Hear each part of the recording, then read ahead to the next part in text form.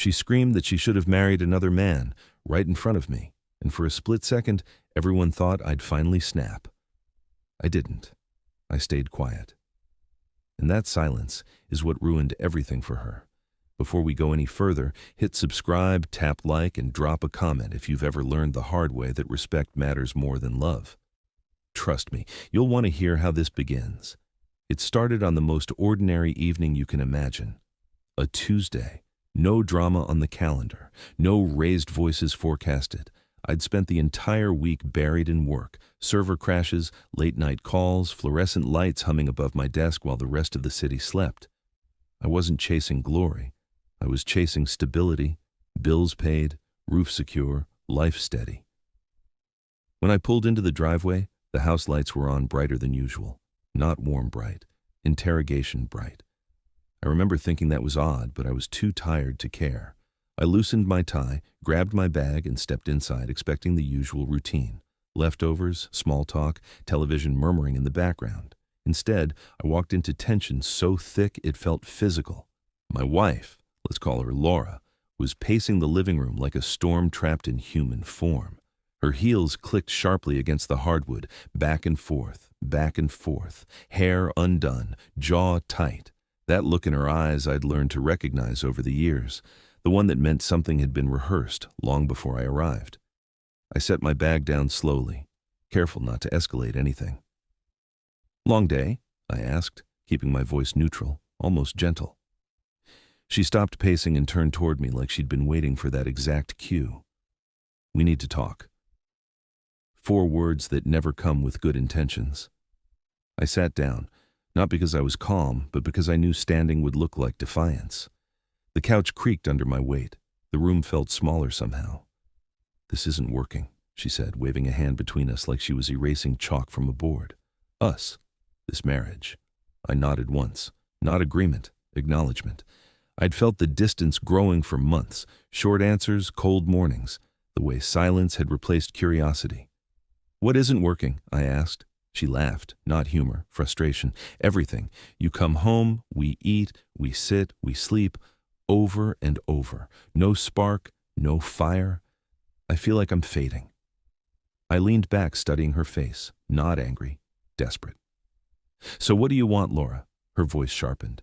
"I want to feel alive again, like I did when I was younger, when I was with someone who actually made me feel special." There it was. The line you can't take back once it's said. "Someone like who?" I asked quietly. She didn't hesitate. That's what still echoes in my head. "Someone like Jason." The name landed heavy. Jason Miller, her high school boyfriend, the guy she'd turned into a legend over the years, always mentioned after a glass of wine, always wrapped in nostalgia and unfinished sentences. "Yes," she said, louder now. "Jason knew how to make a woman feel wanted. He had ambition, dreams. He wasn't content just coasting."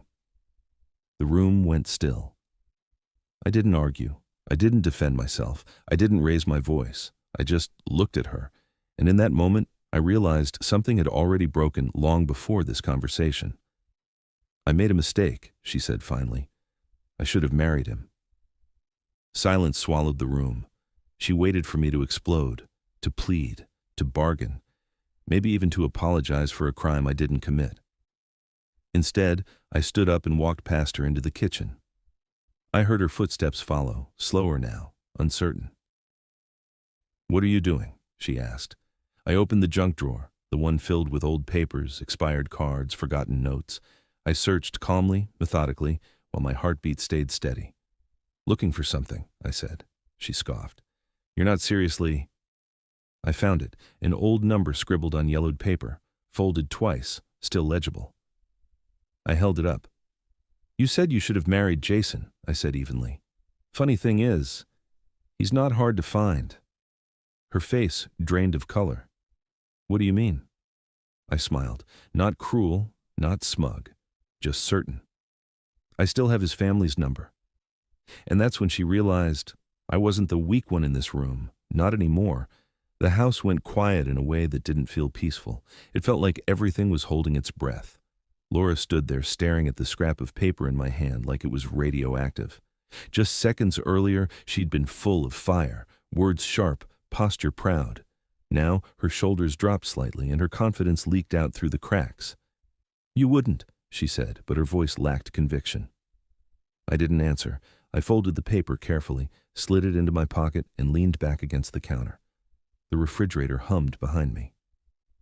Somewhere outside, a car passed, ordinary sounds in a suddenly fragile world.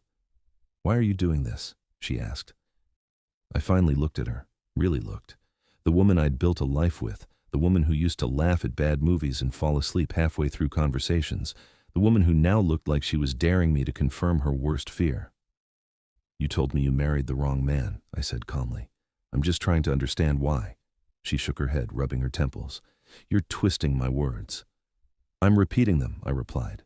She turned away, arms crossed tightly, pacing again. That was her tell. When she couldn't control the narrative, she moved, like motion alone could outrun consequences. "I was emotional," she said. "You know I say things when I'm frustrated." I stayed quiet. Silence has a way of forcing people to fill it with truth. After a moment, she stopped pacing. "So what? You're just going to call him? Embarrass me?" "I'm not embarrassed," I said. "Are you?" That landed harder than I expected. She flinched, then straightened up, chin raised. "I have nothing to be ashamed of." I nodded once. "Then it shouldn't be a problem."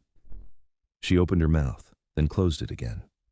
The confidence she'd walked in with earlier was gone, replaced by something closer to fear, but she masked it quickly. "You think this proves something?" she snapped. "You think calling some number from 15 years ago is going to fix how dead this feels?" I didn't rise to it. "I think pretending the past is better than the present is an easy escape." Her eyes narrowed. "You wouldn't understand. Try me." She laughed bitterly. "You're fine with routine, with safe, with boring. I'm not." I let that sit between us. I could have reminded her of the trips she vetoed, the classes she quit, the plans she mocked, but arguing facts never works when someone is protecting a fantasy. She walked past me into the living room and dropped onto the couch, arms folded like armor. I followed slowly and sat in the chair across from her, keeping space between us. "You ever notice," I said quietly, "that you talk about Jason like he's frozen in time?" She looked up sharply. "What's that supposed to mean?" "It means he never aged, never failed, never disappointed you. He exists exactly how you need him to."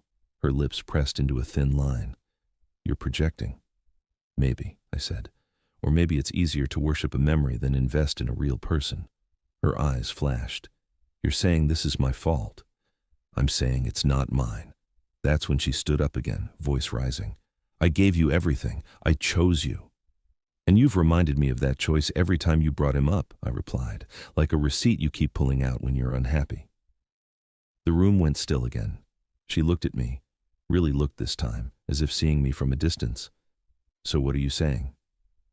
I stood up, slowly, deliberately. "I'm saying if you believe your life would have been better with him, then you deserve to know the truth." Her breath caught. "You're serious?" "I am." She swallowed hard.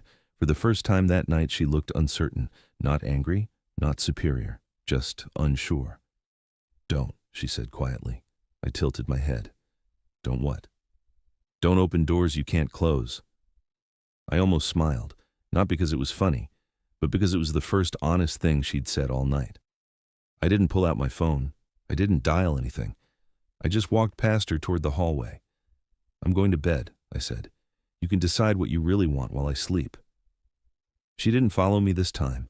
As I lay in the dark, staring at the ceiling, I realized something important. This wasn't about another man. It was about accountability, about stories we tell ourselves to avoid facing who we've become. And in the next room, Laura was very quiet. Too quiet. I didn't sleep much that night, not because I was angry, but because my mind wouldn't slow down. When morning came, it arrived without warmth. Gray light through the blinds. The kind of morning that feels unfinished. I was already dressed when Laura finally came out of the guest room. She'd locked herself in there sometime after midnight. I'd heard the click. I hadn't stopped her. She looked worn, not dramatic, just drained. Hair pulled back without care, eyes avoiding mine as she poured coffee like it was a chore she had to complete. "We should talk," she said. I took a sip of water and nodded. "Go ahead."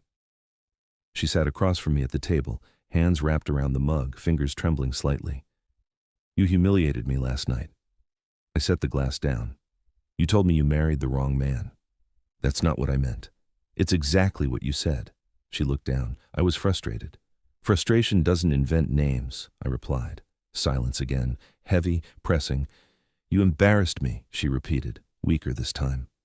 I leaned forward. "You embarrassed yourself when you decided a ghost from your past mattered more than the man sitting in front of you." Her jaw tightened. "You don't know what it's like to feel stuck." "Then tell me," I said, "without blaming someone else." She opened her mouth, closed it, took a breath. "I feel like my life didn't turn out the way I thought it would." I nodded. "And whose responsibility is that?" Her eyes snapped up. "So now it's my fault I'm unhappy?" "I didn't say that," I said. "I asked a question." She pushed back from the table, stood up, pacing again. "You're cold. That's the problem. You don't feel things." I watched her move. Same pattern, same escape. "No," I said. "I just don't confuse feelings with excuses." She stopped. "What does that even mean?" "It means instead of doing something, anything, to change your life, you decided to romanticize someone who doesn't belong to it." She laughed sharply. "You act like he doesn't think about me at all." That sentence landed wrong. "Why would you think he does?" I asked. She hesitated. Just a fraction of a second. "Enough." I reached for my phone and unlocked it. Her face went pale. "Don't." "I'm curious," I said calmly. "That's all." I typed his name into Facebook. It took seconds. Jason Miller, Denver, married, photos everywhere. Wedding smiles, vacations, promotions, a life in motion. I turned the screen toward her. She stared, hands shaking now. "Look at that," I said quietly. "He built a life, just not with you." "Stop," she whispered. I scrolled. Wedding photos, friends congratulating him, his wife, Rachel, laughing beside him like she belonged there.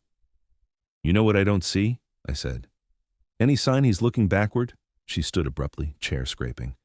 "You're being cruel." "I'm being honest." She pressed her palms to the table. "You don't get it." "Then explain why you're so sure he cares," I said. She didn't answer. I unlocked Instagram. Same result, same story, growth, joy, no nostalgia. 17,000 followers, I muttered. "Busy guy." She covered her face. "Please." "Why?" I asked. "You were the love of his life, weren't you?" Her shoulders sagged. I slid the phone across the table. "Message him." She recoiled. "I can't." "Why not?" Her voice cracked. "Because I know what would happen." "What?" "He'd ignore me," she said, "or worse." "Worse how?" She swallowed. "He'd show it to someone." That was the truth. I leaned back. "So when you told me you should have married him, you already knew." Tears filled her eyes, but I felt no satisfaction, only clarity. "You weren't mourning a lost love," I said. "You were avoiding a present you didn't want to take responsibility for." She sank into the chair. "And now," I continued, "you're angry because the fantasy collapsed." She didn't deny it. I stood up. "I'm going to work." She looked up, panic creeping in. "Are you leaving me?" "I'm leaving this conversation," I said. "There's a difference."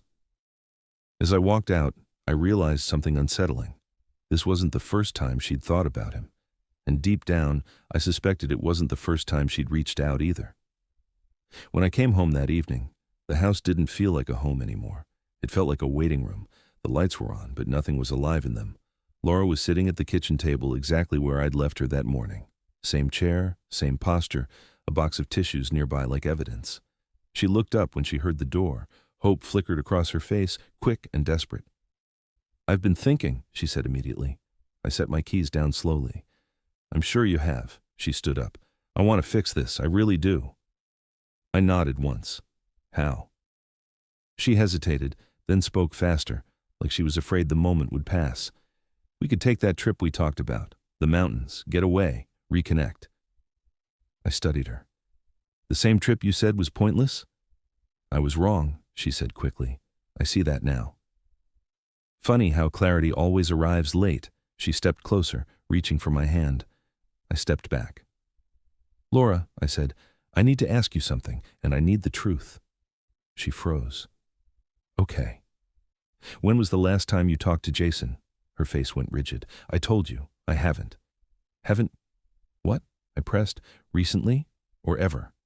She looked away. That was enough. I pulled my phone out, unlocked it, and opened her Facebook. I knew her password.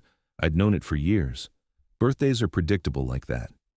Don't, she said, her voice barely audible. I scrolled slowly, deliberately. Family, friends, work chats. Then I found it. A message thread. Jason Miller, 8 months ago. Her knees buckled slightly as I read. Hey Jason, saw your post about the promotion. Congratulations. I've been thinking about you lately. She reached for the phone. I moved it out of reach. His reply was short, polite, distant. Thanks, doing well. Hope you are too. I kept reading. Her next message was longer. Too long. I've been going through a rough patch.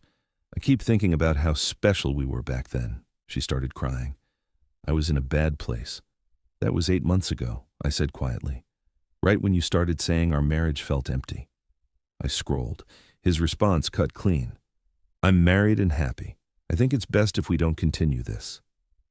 Silence filled the room like smoke, but she hadn't stopped. I understand, she'd written. I just wanted you to know I still think about what we had. His final reply was blunt. What we had ended for good reasons. Please don't contact me again. I locked the phone. So when you told me you should have married him, I said, you already knew he wanted nothing to do with you. She collapsed into the chair, sobbing openly now. You didn't come home frustrated, I continued. You came home rejected, and instead of dealing with that, you decided to punish me. I didn't mean to, she cried. But you did. She wiped her face with shaking hands. How long do you think about him? I asked. She stared at the table. I don't know, a year, maybe more. And in all that time, I said, did it ever occur to you to talk to me? She shook her head slowly. I didn't think you'd understand. That's because understanding requires honesty, I said. She looked up, broken. I just feel like we're roommates. And your solution, I replied, was to chase a man who shut the door on you. She flinched.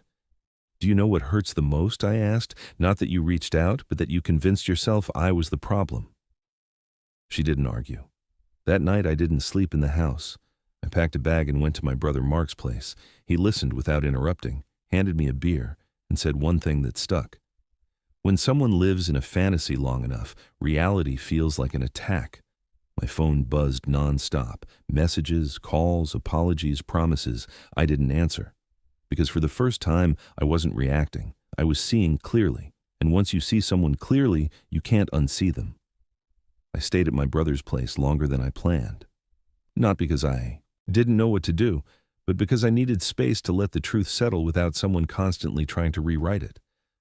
Silence has weight, and in that quiet, everything finally made sense. On the third day, my phone rang again. This time, it wasn't Laura, it was Rachel. At first, I didn't recognize the name. Calm voice, controlled, direct. She introduced herself as Jason's wife and said something that erased any remaining doubt I had left. Your wife has been contacting my husband for years. Years. She didn't raise her voice. She didn't dramatize it. She didn't need to. She told me about messages, repeated attempts, contacting family members, creating new accounts after being blocked. She said they'd been patient longer than they should have been, and that now they were considering legal steps. I thanked her for telling me. We ended the call politely. I sat there for a long time afterward, staring at nothing. That's when I understood the full picture. This wasn't a phase. This wasn't frustration. This wasn't a moment of weakness. This was a pattern that existed long before the argument, long before the screaming, long before she told me she should have married someone else. I went home that evening, not to reconcile, but to close a chapter. Laura was waiting in the living room with 2 suitcases by the door. She stood when she saw me, eyes red, posture stiff like she was bracing for impact. I'm leaving, she said quickly. I'll stay with my sister, I nodded. That's probably best. She searched my face. You're not even going to ask me to stay? I met her eyes. What would that fix? Her lips trembled. What about us? There hasn't been an us for a long time, I said evenly. I was just the one still pretending. She looked stunned. So that's it? You're giving up? You gave up years ago, I replied. You just didn't tell me.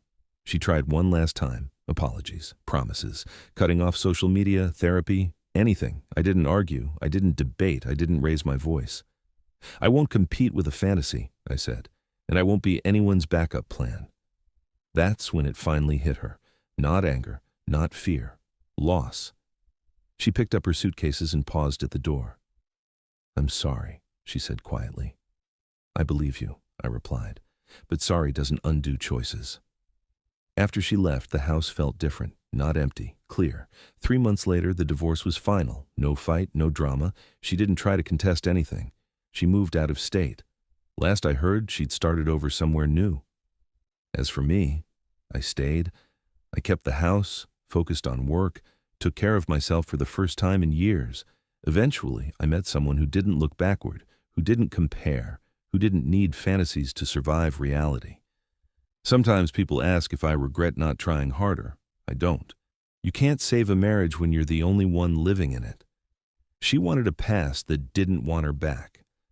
I chose a future that chose me, and I learned something important. Silence isn't weakness. Sometimes it's the moment everything finally becomes clear. If this story hit close to home, subscribe, like, and leave a comment. Your support keeps these stories coming, and I'll see you in the next one.